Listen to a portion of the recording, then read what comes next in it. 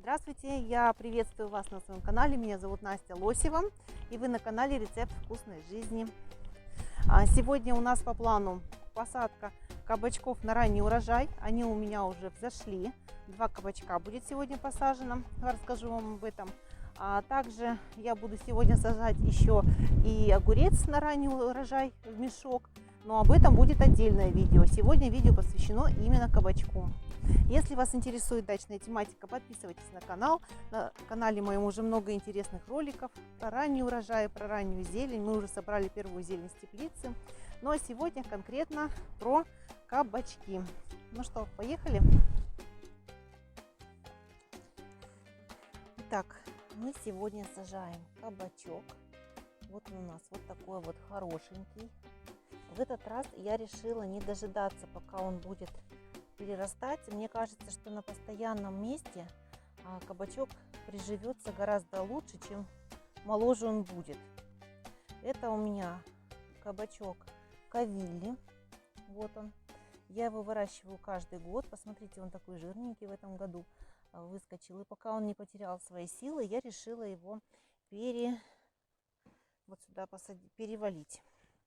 Тем более, что кабачки, как и другие культуры бахчевые, не любят пересадки, очень плохо относятся кабачки, огурцы, тыквы. Поэтому чем раньше мы его перевалим, тем лучше, не повредив корни, пока они не оплели вот этот ком. Итак, что мы сегодня будем делать? По-прежнему я буду сажать вот в такой ящик, который я наполнила растительными остатками. Сейчас я померю. Сегодня у нас 13 апреля. 13 апреля. Температура воздуха у нас по-прежнему низкая. Сегодня 9 градусов. И вот этот вот ящичек у меня будет стоять в теплице. Сразу скажу, что мне вот этот размер ящика нравится больше всего. Его легко поднимать, потом переносить. И вот этого объема хватит одному кабачку. Если вы хотите в одном ящике выращивать 2 кабачка, возьмите побольше объем.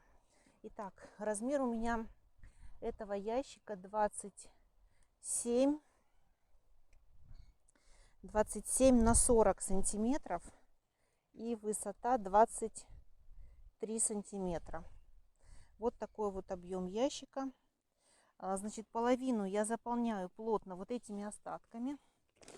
Дальше любое, значит, сбалансированное комплексное удобрение, плюс гуматы добавлены, и в принципе хорошо вот это вот сказывается на росте кабачков. Я проверяла, вот, когда сажала в грядке. Вот так вот оно выглядит. Я не рекламирую конкретно вот это удобрение, просто говорю, что я засыпаю. Вы возьмите любое, здесь не важно, какое у вас есть микробиологическое комплексное удобрение, НПК, которое содержит комплекс. Вот все, что у вас есть, добавьте. Если земля кислая, раскисление обязательно, потому что кабачки не любят кислой почвы. Вот этот вот я сейчас поливаю субстрат. Вот так вот, чтобы он был влажный. Напомню еще раз, что этот ящик у меня будет стоять в теплице. Так, размеры я вам показала. Все, теперь заполняю грунтом. Заполняю грунтом.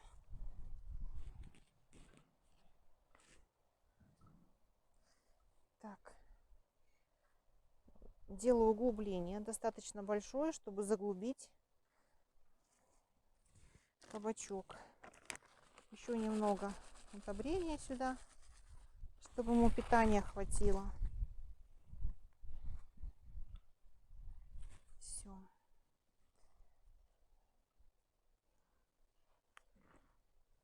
Смотрите, уже прорастает, видите, как быстро.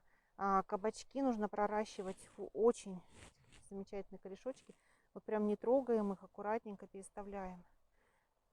Проращивать кабачки нужно в таре, из которой их очень легко извлечь. Можно какие-то делать бумажные разовые пакеты, какие угодно. Но я просто не собиралась. Если вы долго собираетесь выращивать кабачок, то ставьте в удобный такой, из которого хорошо и можно извлечь. Но я вам рекомендую не выращивать его очень большим. Вот смотрите, достаточно вот эти семидольные листочки у вас вышли, и можно сажать. Заглубляю по семидольные листики. Так вот. Грунт у меня влажный. Еще раз поливаю. Значит, очень важно. Полив кабачка нужно производить так, чтобы вода не касалась его стволика.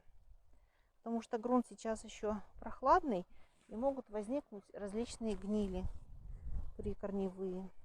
Поэтому вокруг поливаем, чтобы не касалась вода непосредственно ствола. Все. Вот так. Бирку вставили. И теперь, что очень важно. Я беру вот такую бутылку, у которой обрезано дно. То, что она грязная, вот такая пыльная, это еще лучше, потому что сейчас, когда вы поставите в теплицу, а теплицу я пока еще не закрывала нетканым материалом, чтобы не сожглись вот эти листики, которые приехали из дома от солнца яркого. Ну и чтобы было ему потеплее, не было перепадов.